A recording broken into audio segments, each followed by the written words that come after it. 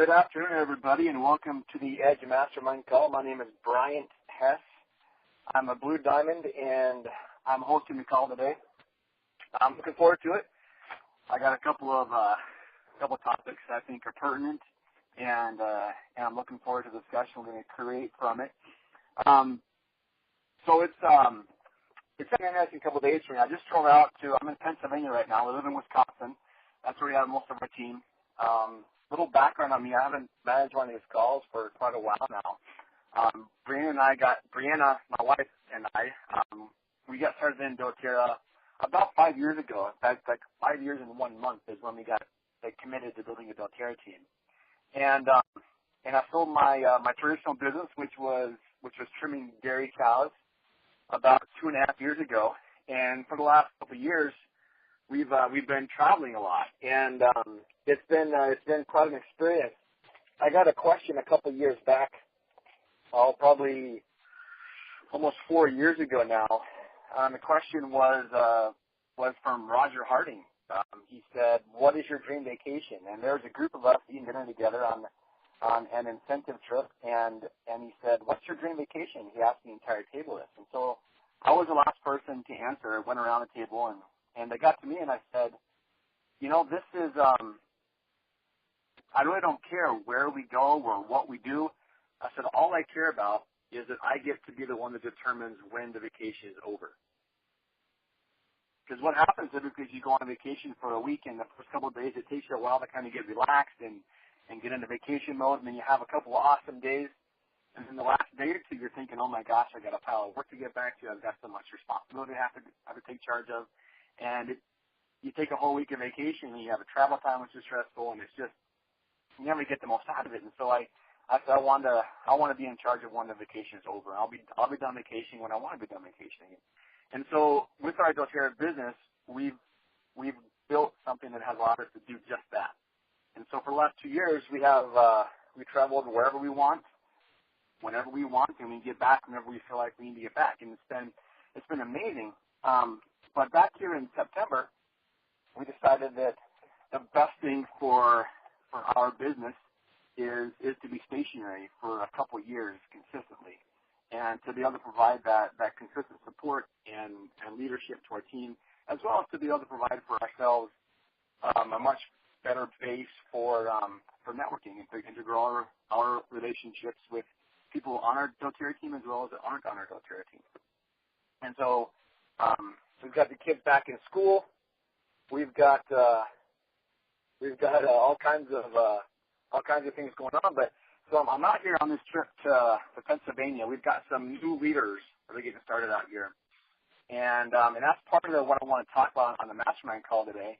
But as I was driving out here, I've got a little story for you that I want to tell.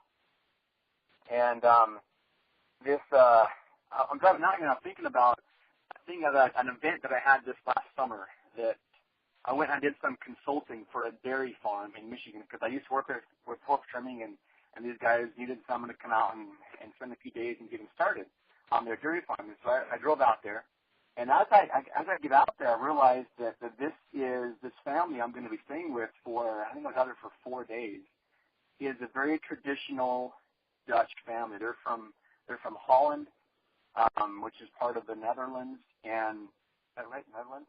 But anyway, they're very traditional, and they've been here for about 10 years. They still speak the language on the table. At lunchtime, they would wear wooden shoes, of all things. Like, that was what they just wore around the house when they weren't out on the barn, wooden shoes. And it was like I was in a whole new country living with this family for a few days. I loved it. But one thing that caught my attention today that I've been kind of contemplating a little bit is that this family, they had a pet Canadian goose. And it was a full-grown, big, probably 3 or 4 years old, I think it was, Canadian goose, which was their pet. And a Canadian goose is probably one of the least likely animals you think of as a pet, but it was pretty awesome how this bird associated with the family. If they went on a trip to town, the bird would fly next to them in their car down the road, and it would fly back with them on their way back from town.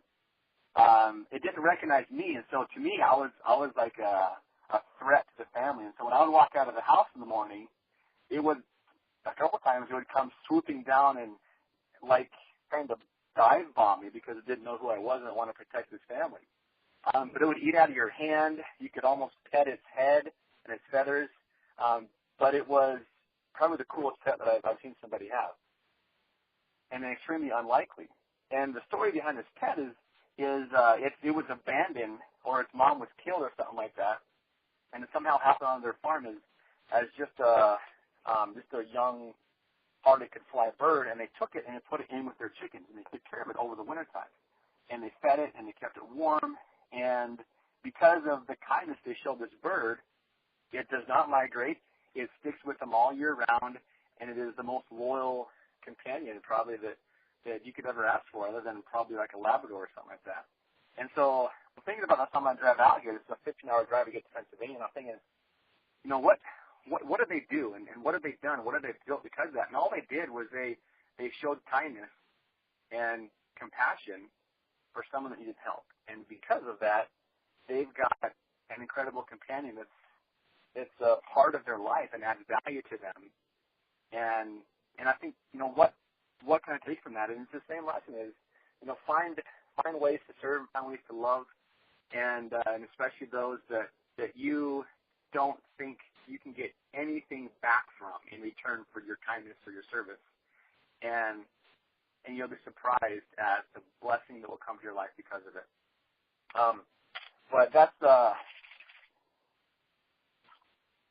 goose story. And so now we got the goose story out of the way, ready to hit this mastermind here full speed ahead. And so the topic that I want to talk about is, and it's pertinent to me because I'm out here doing the same thing. And so the topic is how do you get a new person started?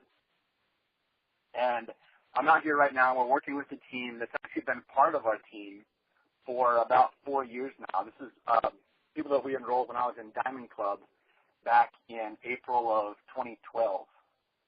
So like almost 5 years that they've been part of our team. But they've never really gotten committed to building a doTERRA team. And they've always been using oils, and they've done a little bit of sharing here and there, but they've never really showed a lot of commitment about building a business until this last, probably the last 3 to 4 months, when they've expressed a lot of desire. They want to get going, and they want to be consistent with classes, and they want to know how to do it, and they want to build an awesome team and make a difference in the world, and they've got all this excitement about it. And so I'm out here, and I'm teaching a couple of classes for this new team, this old new team, and teaching those classes, and I'm meeting with some of their new builders that, to this point, all they know is that they love essential oils and they want to share. And so the question that I have for the mastermind is, what are some things that you do when you've got someone in this situation that says for the first time, yes, I want to do doTERRA, when they have no idea really what that means other than using essential oils? And what are some of the things that you do to help them to become successful, to be prepared for the struggle, and to do it the right way from the beginning, if that's possible, to have their highest potential, highest possibility of becoming successful in doTERRA? And so some of the things that we do when we get a person started is right in line, of course, with what the EDGE system teaches, which is the 3 presentations. And so by the time this person said, I want to build a doTERRA business, they're in line. If they haven't already received it, then they're in line for the 3rd presentation, which is the My Business Overview. Okay? And so when we teach that to them, which is the compensation plan, we teach that. We go through, we talk about pipeline versus buckets. We talk about the 5 different ways that doTERRA pays you. And one of the things that's not in the presentation that I like to talk about, and it's something that has been crafted extremely well by both Seth Resume and David Ellis, is what is the power of a residual income. And we talk about the difference between job type income versus residual income. And I throw some figures out there. What does $500 a month, what does that really signify when it's a residual $500 a month? How valuable is that? Just how powerful is that? What does $2,000 a month look like? And when you show somebody that $2,000 a month is real value, earning 5% interest in the account is, $500,000, and they can get there in a year or two, it's astounding. I had a conversation with about a girl this morning, a good friend of mine and of the person I was talking to, and over the last 5 years, they've built to where they have a $2,000 residual income, and how they were kind of bummed about that's all they've done in 2 years. But if you look at the value of that residual income, because it's residual, in the last 5 years, what they've effectively done is they've put $100,000 a year into an investment account that is now creating the equivalent of 5% interest on $500,000, which is your $2,000 a month income. Absolutely mind-blowing what they've done once they've realized just how powerful that residual income is. And so that's something that we focus on, that we emphasize in our membership overview, and get them excited about that. We book 3 to 4 classes. We help with the names list. We talk about the names on that list, and we say, okay, who is so-and-so? What's your relationship to them? What are their interests? What does their family do? What health concerns do you know about? And we talk about how to go about approaching that person. We might even do some role-playing of, okay, I'm so-and-so, you're you. What are you going to say to me about this, and how are we going to get that started? We try to encourage people with their names list to directly contact right away people that they have had consistent contact with over the last couple of years. And if they've got somebody on their names list that they haven't seen, heard from, or anything in over a couple of years, then we kind of teach them how to reestablish that relationship, how to reach out and show interest in what they're doing and where they're at, and what their family's doing, what their occupation is doing, what they're doing for fun, and maybe even what their dreams are. In fact, there's a saying that we use. I think it's an acronym. I guess it's called FORD, F-O-R-D, and it's a conversation driver. It helps you to just be a good conversationalist, which is important when you're reaching out to somebody. And so the FORD is, the F stands for family. So how big is your family now? What is your family up to? What are the kids doing in school? How is your wife? How is your husband? So that's the family. The O is occupation. What kind of work are you doing? What's your side hustle? Are you accomplishing what you want to accomplish there? Where's your next step? Where are you going from here on your occupation? Then the R is recreation. And so what are you doing for fun these days? Are you still doing this, or that, or, whatever things you might have had in common in the past? What do you have planned for this summer? Are you going away this winter to get away from the cold? And then the D is, what are your dreams? Maybe you had a common dream together before. Now, are you still thinking about that? Are you still looking at that hunting trip we talked about doing, or you used to talk about going and sitting on a beach for a week every winter. Are you going to do that? What are their dreams? And so the FOID is a fantastic way. You look at your names list to actually get in there and say, okay, this person, you know what? You haven't talked to him for 4 years. And so popping in and saying, hey, do you want to learn about essential oils? You could probably set the table, if you will, for that conversation by having some of this, rebuilding that relationship before you pop that kind of question. Okay, and so you have to analyze the names list with them. And sometimes you have to take an hour or two and just make up our names list and do that right there. So the question I have for the mastermind, and I've got some more points I'm going to add to this as we go, but what are some of the things that you have found to be effective at getting a new builder started? What are some of the things that you emphasize that have been effective for you that when you're doing like a membership overview?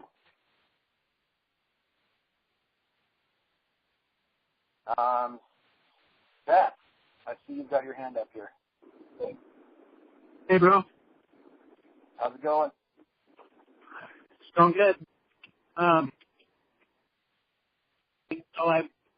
driving, so I'm hoping you can hear me okay. Does it sound all right? Yeah, I can hear you good. So I gotta say that I don't know. I wasn't listening for the last 3 minutes, and so I don't know what was said prior to this. But to me, the fast start or the quick start guide is just magic for getting people started. I am in love with that document because it helps them set goals. It helps them also understand the time commitment that it's going to take, the amount of time they're going to have to give their business to reach the goals that they're proclaiming. And then it explains the three-door method and the 3 different presentations and how those all work together, and the 631 schedule. So it's going into all that detail. Then it has a calendar, and we're scheduling their first 3 classes, and we're making sure they get on the calendar that they are being a part of the Mastermind call and the weekly product share calls on Monday, and so they just understand all of that, and it commits them, like the assignments that come from the Quick Start guide are the journaling assignment, an assignment to create a names list of at least 100 names, an assignment to listen to the CDs and get trained and get equipped with the business and a boss. Like that, what I'm telling you, that Quick Start guide is so powerful. And if people aren't using that, they're really hurting themselves, because that thing's awesome. And the other thing I'm doing is we started doing some jump starts. And a jump start is just a meeting. It's like a monthly training meeting, and I'm doing one in January because it's like the time when people start making New Year's resolutions. And in the jump start, it's a 3-hour training, and it's just going through the Quick Start guide over a 3-hour period. And because we're really getting in there and setting goals, we're having them do their first journaling assignment right there at the event. We're having, when we get into the scripts, because once they schedule the classes in the Quick Start guide, it gives them a whole bunch of scripts that they can use to call people and invite them to classes. And so we have people call people right there at the jump start and booking classes. It gives them scripts for sending text messages out. That right there, in my opinion, I started using that, of course, when it was created. But after, that's my favorite. That's actually my favorite thing to do right now are those Quick Start meetings, because of the momentum that comes from it and the clarity that the people have, understanding what goals are, what kind of expectations they should have, what timelines it'll take them, how long it'll take them to reach their goals, how many hours they need to be putting in their business, exactly what they need to do, and then provide them with scripts to know what to say when they call people. Like that right there is awesome. That's what I've been doing. That's what I really love. Yeah, right. And I love that too. I love that it puts in there for a couple reasons. I love that it puts the time, and it tells you how long it takes to get to that rank. And so you can use it a couple ways. You can use it for someone that's been in doTERRA for a year that's not to silver yet, and you can ask them, well, let's look at your Quick Start guide. Are you putting in this many hours a week? Exactly. And that's why those. No, I'm not. And that's why those jump starts, the 3-hour meetings, those are good for anyone. New builders and people that just need to have their business jump started. Yeah. So what size group do you want to have for a jump start? Does it matter? No, as many as we can get for a monthly training. So 30 to 50 to 80, whatever. It doesn't matter. It could be 10, it could be 5, but if I'm going to spend 3 hours, I'd like to get as many people there as possible, because every single person in the room has a Quick Start guide, and we're just taking them through one step at a time. Are you using that Quick Start, the Jump Start, to try and get their active upline there as well, so you can get those classes scheduled and start to and working together right away? Yep. Okay. Awesome. Cool. Jumpstart. So I'm going to get them on the calendar for our group as well. That's brilliant. And you're right. This is definitely the time that you can reach out to people that maybe have been hemming and hawing for a while and get them to make doTERRA part of their, or invite them to make doTERRA part of their goals for the next year. Yes. Great. Very, very good. Exactly.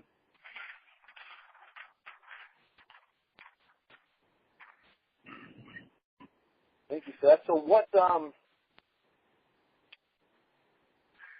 when you're getting somebody started, how much do you focus on their personal oil use? Their what? On their personal oil use. Well, see, the first meeting is the membership overview. Mm-hmm. I mean, after a person signs up. And so that meeting is all about their personal use of the products. And then the business overview and then the QuickStart guide. So really, I guess the very first meeting I do with someone when they enroll is all about their personal oil use. And then I'm also connecting them to the team calls on Monday that are all about oil use. Okay. Awesome. That's something that we try to be bringing up on a consistent basis as we're going through with the new builder, because we know that the impact of their testimony of what their belief and what the oils can do for them is kind of lays the foundation for how far they can go. And so don't hesitate as you're going through these things to make sure and to check in and double check that they're doing those protocols that you established for them in the membership overview, and that they're having good success with that. You know, if they're having good success with the product, and they get a handful of no's to start off with, their love and their experience with the oils is going to keep them in the process of inviting the next person. But if they're not having the results they're looking for, if they're not accomplishing the goals that they originally started out with for their oil use, then they get a couple no's to start off with, and they're not gonna last as long as they would if they had that consistent, really positive experience on a daily basis with the essential oils.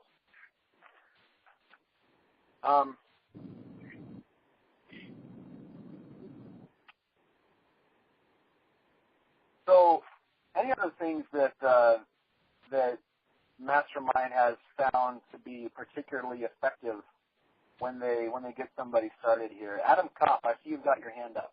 Go ahead, Adam. Go ahead, Adam. Hey, how are you? I'm doing great. How are you doing? Mate, going strong. You can hear me okay? I can hear you great. Cool. I totally agree with everything that both yourself and Seth has said. Well, I spent basically since about May, I've probably done about 10 to 15,000 miles in my car. And given how small Ireland is, I've basically circumnavigated Ireland about 30 times. And I bought about 200 or 300 of those QuickStart guides. And I just went and met with everyone, basically from golds and silvers to the person that just started. And we just started again. We started everyone again. And even taking the seasonality of the fact that, this time of year is usually better. If I've tracked back for the same people year on year, the volume's up about 25% from doing that, just by getting in the trenches with people and starting them again. And I use the analogy of starting things. Imagine you're going to get on, and I fly a lot because we live on a small island. And imagine you just got on the plane, and the pilot just jumped in the cockpit, didn't do any checks, didn't check the hydraulics, and just started her up and started belting down the runway.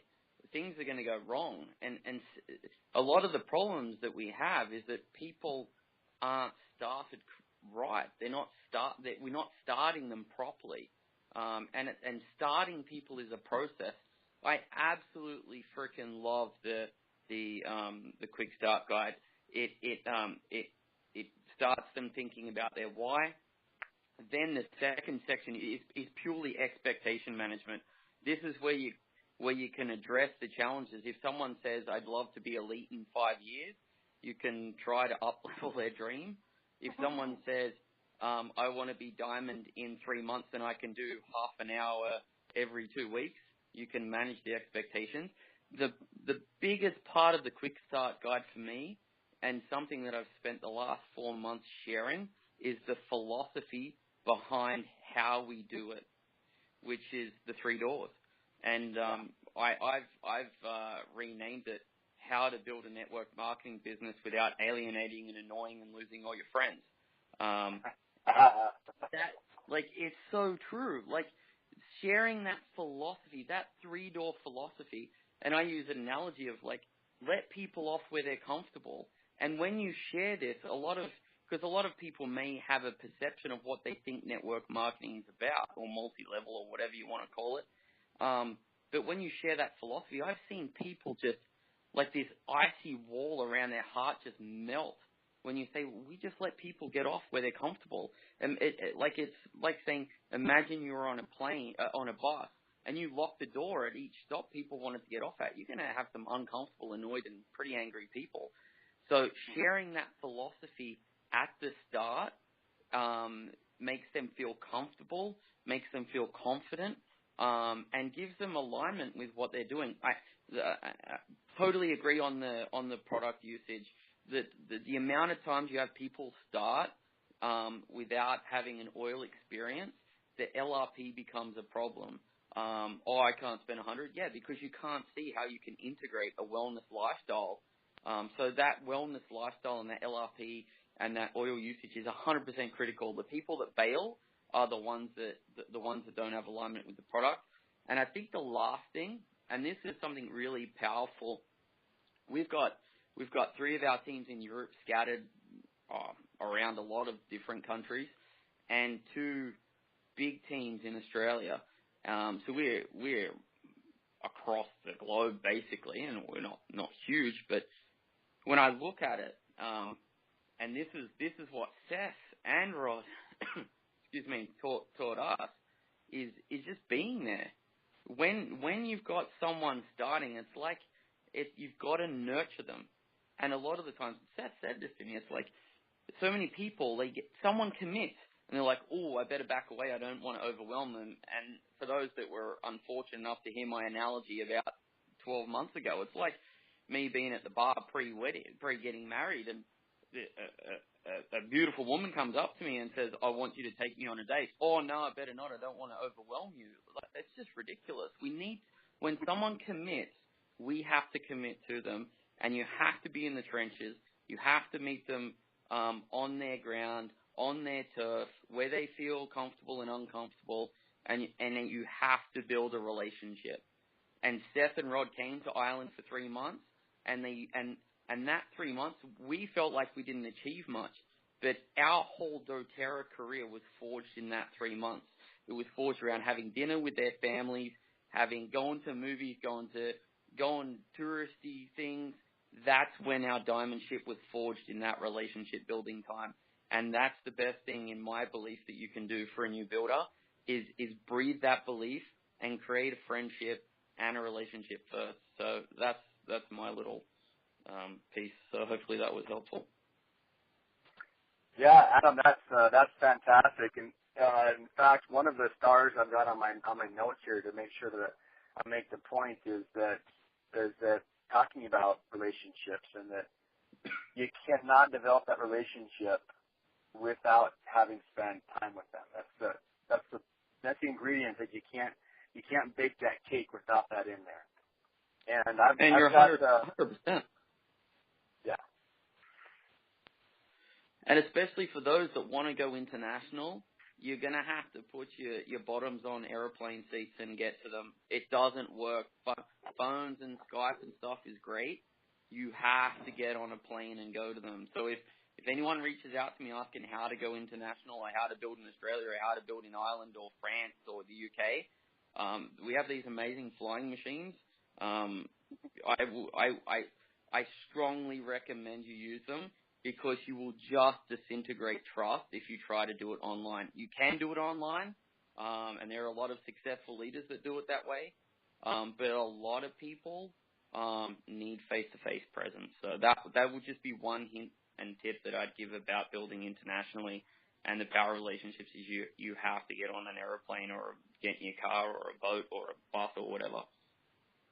Yeah, that's one principle that holds true no matter how you want to build. But you're right. And that's something you have to consider when you want to build internationally, is you have to consider the expense of international travel as well. So thanks for bringing that up. Cool. Thanks, man. Great topic as well.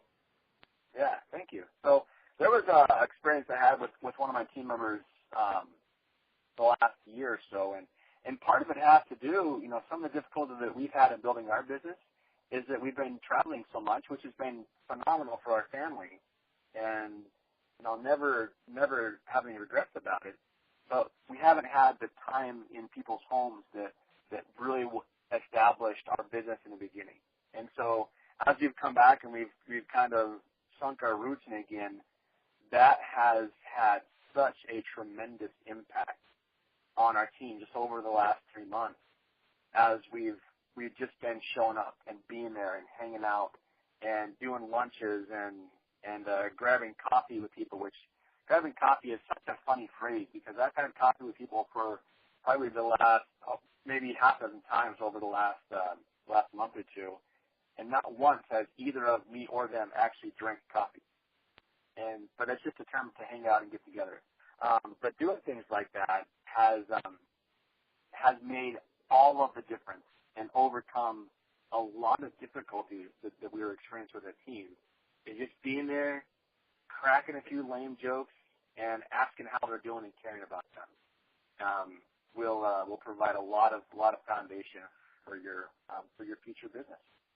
I've got a question here from a hand raised from Virginia Hume. Go ahead, Virginia. How are you doing? I'm doing great. You certainly were the example of helping me begin to get a vision for this, having the desire, but really in so many ways not having a clue.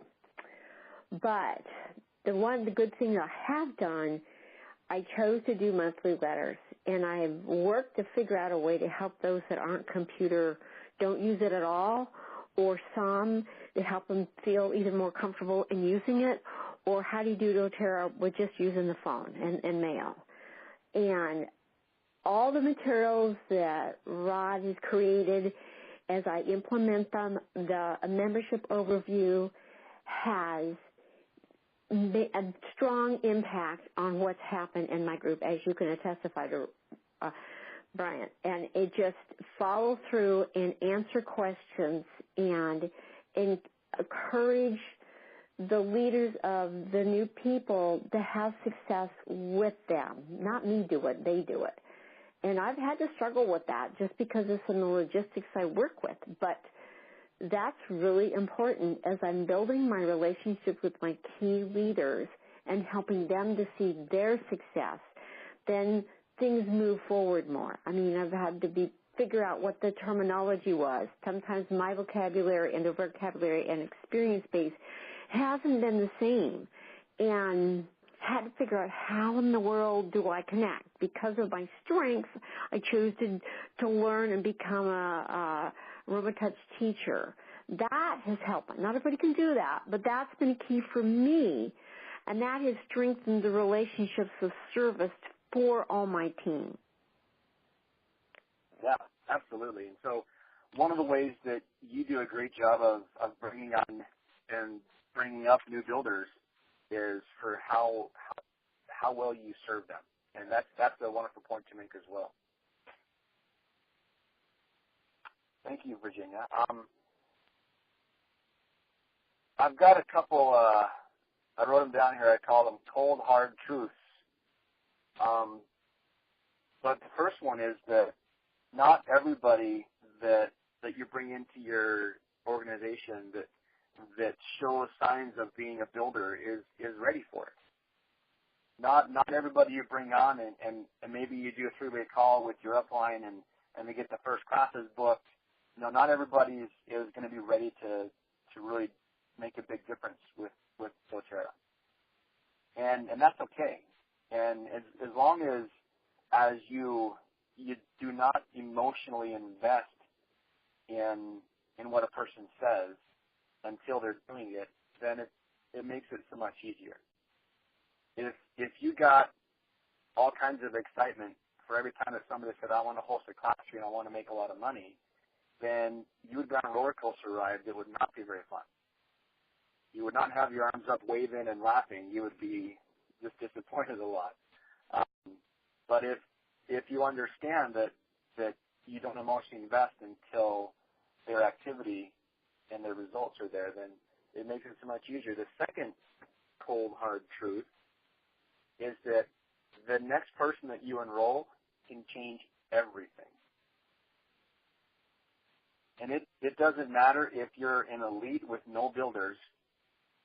Enrolling one more person can change everything about your business. Imagine if you're an elite with 4,500 volume and you're just kind of getting your product paid for, you bring on one person and that person adds $200,000 a month in volume to your organization, you're probably going to be pretty close to quitting your job just because you brought in one person.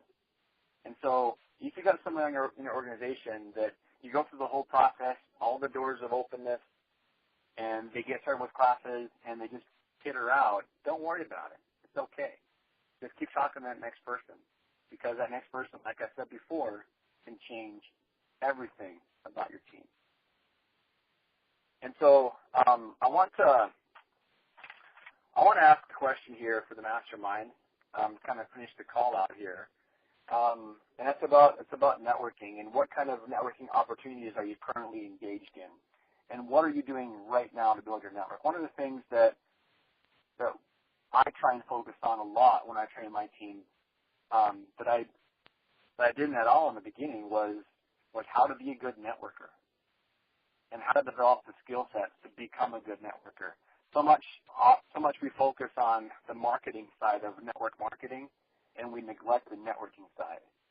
And over the last probably 4 or 5 months, we've made a real push on our team to teach people the servant mindset.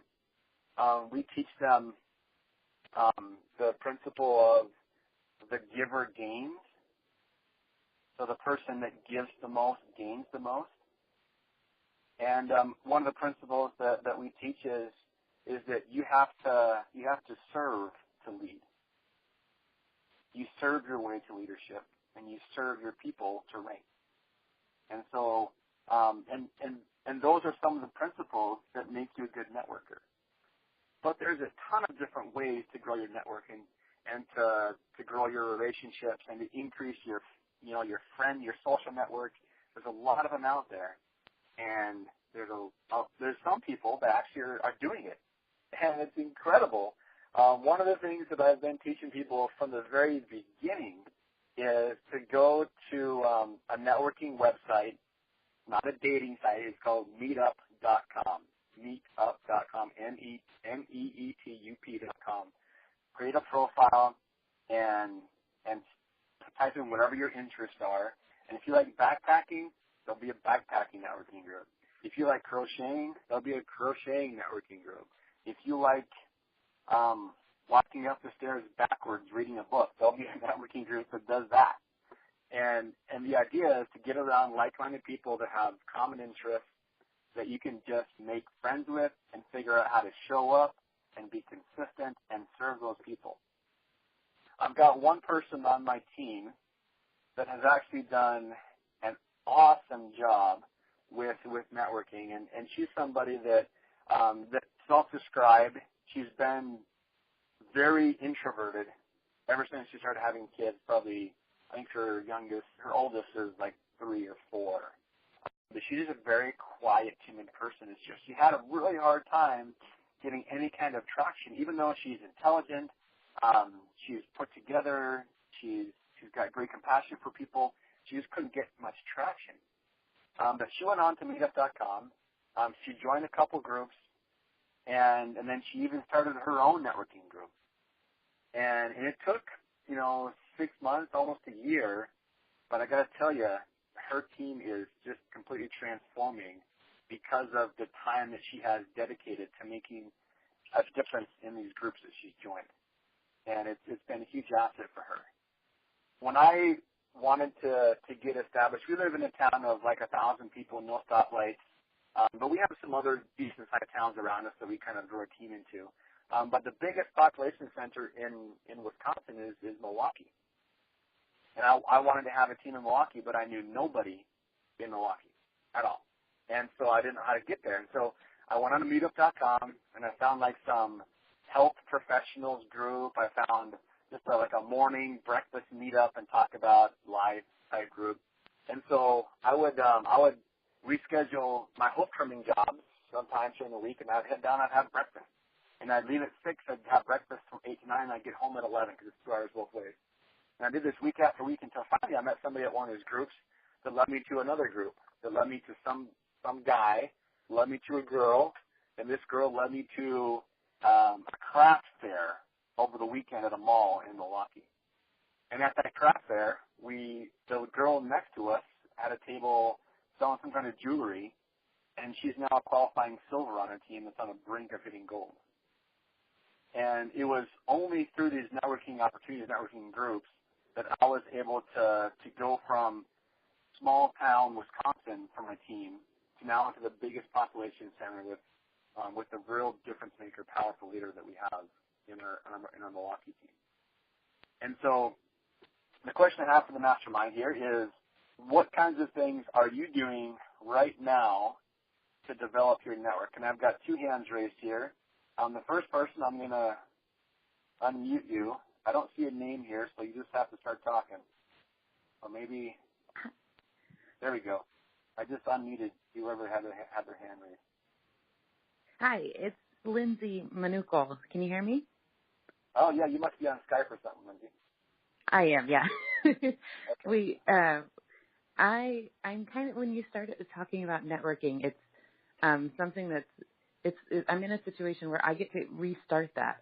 My family and I just moved. We're in Okinawa, Japan now, and I'm starting all over with trying to create a community and a network out here. And I've decided to do things a little bit different because I'm viewing myself as brand new again. Even though I'm gold, I'm trying to see it as still mentoring with the team that I have. But when it comes to my personal contacts, I'm starting new. So when you talk about networking, some things that I didn't do intentionally the first time, I can do intentionally this time. And I can do it in a way that every interaction that I'm making is to grow real relationships. And I think that that's been really powerful. Like last night, I went and taught at the Military Spouse Entrepreneur Network that they have out here. And I went in there instead of, when I first started, I was real nervous and timid and afraid of what I was doing. But I went in there this time as a business leader, and I taught the entire group on Ford. It's funny that he talked about the acronym earlier. I taught them how to strike up meaningful conversations using Ford.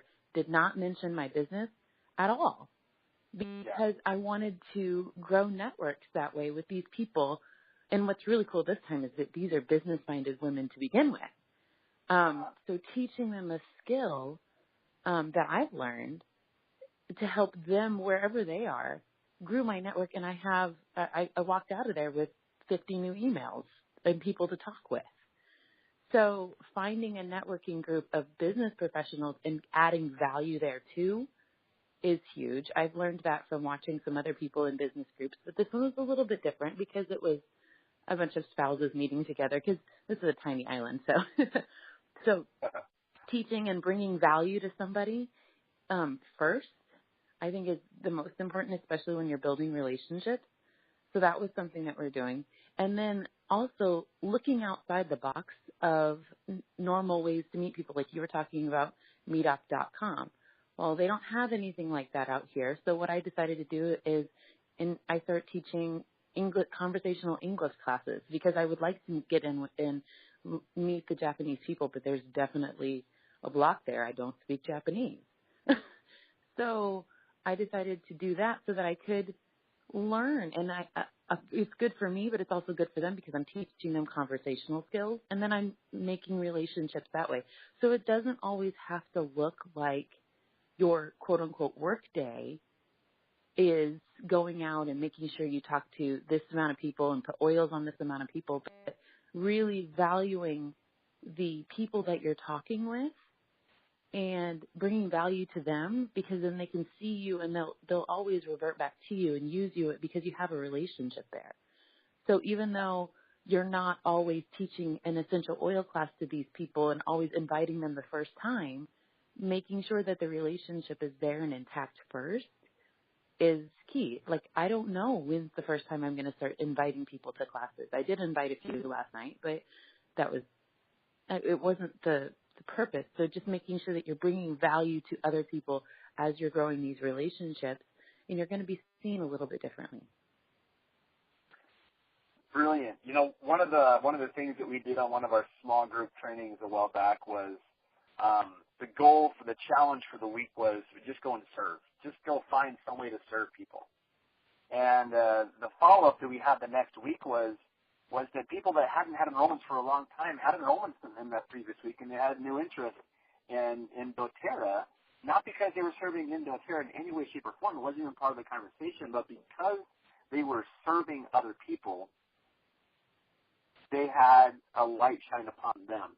And then people wanted to know what they were doing and who they were, and it just became a natural, organic process for them to enroll and grow their team. So wonderful point. That's brilliant. Adding value, serving, and not only that, but it makes you a better person too. Yeah. Good side benefit, right? Absolutely. Thank you, Lindsay. Norma Strange, I've got your hand up here. Go ahead, Norma. How you doing? Hey, I'm doing just fine. I was also wanting to kind of echo back when you guys were talking about the QuickStart guide. One of the things that I found very simple that Rod did with me, because of course at that time the QuickStart guide didn't exist, is that, you know, when he started me out, I was focused in on wanting to do the business as a primary focus as well as using the oils. So he just basically said a really simple statement to me. He said, hey, find some people who want to learn and I'll come teach them. And so if we remember to leverage our leaders who are already, you know, into the business and know how to do a class and all that kind of thing, it's just find some people that want to learn along with you, because now that takes the pressure off of that new person, you know, like find some people that want to learn, and then I'll come teach you all, you know, all of you at the same time, right? So I think that sometimes, you know, maybe if there's a problem going straight from the business overview to the QuickStart, or if it feels overwhelming for someone, you certainly can just ask that simple question, you know, just, you know, hey, get someone else that would like to learn and I'll come teach you. And that I'll come teach you part meant he would travel to me in Arizona, and he was in Utah. And so he traveled in to teach the people that I found that wanted to learn. So, you know, it put some pressure on the fact that he's coming in from out of town. But if I wasn't successful at being able to do that, then there would be where the training could be, right? Why wasn't I able to be? Am I having problems self-esteem, or am I having problems with my ask? Am I approaching people the wrong way? So it wouldn't even be a problem if no one showed up with someone as you're going out to teach those people, because wherever they are is wherever the training starts for them. And as a leader, you know, like you said, spending time with them helps you to, you know, work with their personal development. But I would have just echoed the same thing Lindsay just did a great job suggesting about networking, is go into those networking groups and serve people, because we have people that we know can utilize their businesses and their services. So, you know, I went to an event up in Louisville last week, and one of the people was a financial planner, so I found her a lead. And then got it to her that day. And then another guy was doing a magazine publication, and I found him a product lead and also a person that's in the neighborhoods that he sends those magazines to, in order to be able to have a conversation with her and her family about how he can make that product better. So, you know, within about 48 hours, you know, I had 3 leads going out to a group that I had visited that probably had 18 to 20 people in.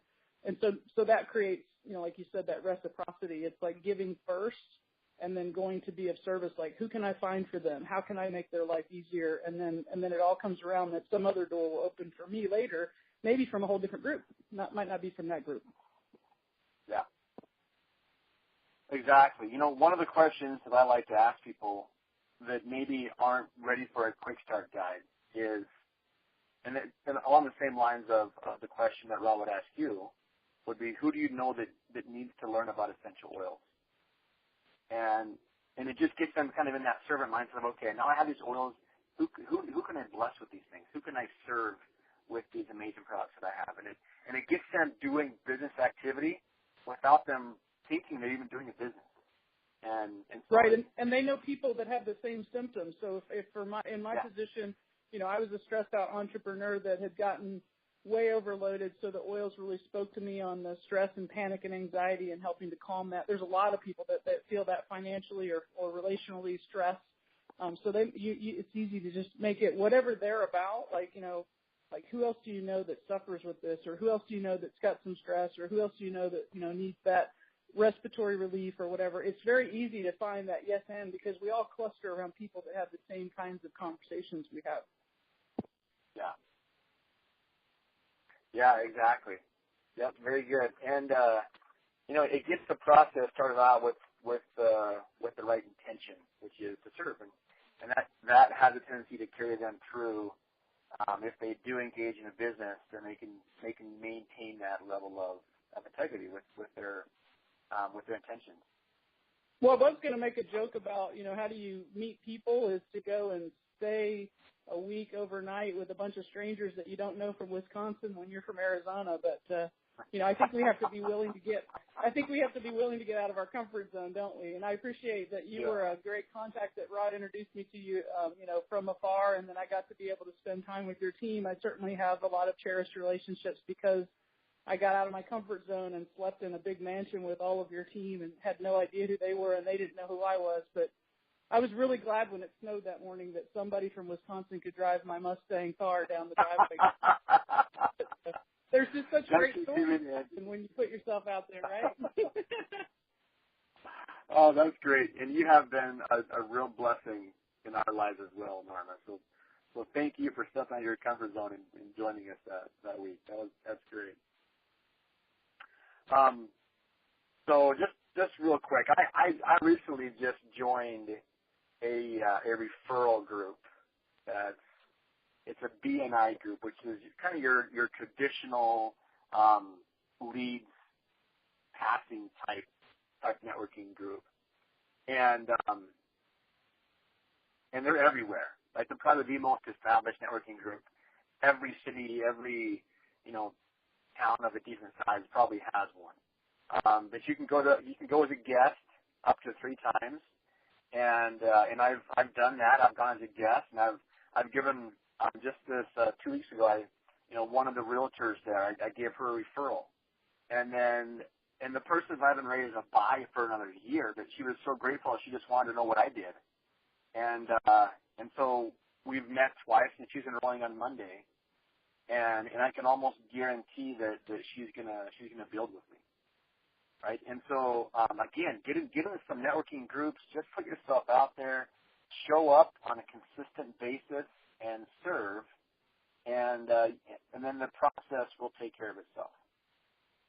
And if nothing else happens, if nobody ever buys an oil from you, but you're authentically helping people and serving, then at least you're going to come away with some new relationships. And I would argue that the value, the amount of joy you have in your life is probably tied pretty closely to the amount of strong relationships that you have with other people. And so all good side effects, if you will, of networking. Well, that's the time we've got for today. I appreciate all those that participated joining in. I hope that we've left you with some good info here on getting something started. Adam, I really appreciate your encouragement to buy a couple packs of the Getting Started Guide and just work with everybody on your team with it. That's awesome. And Seth, I'm going to get the counter out and book some jump starts. I appreciate your you're teaching us about how to do that as well.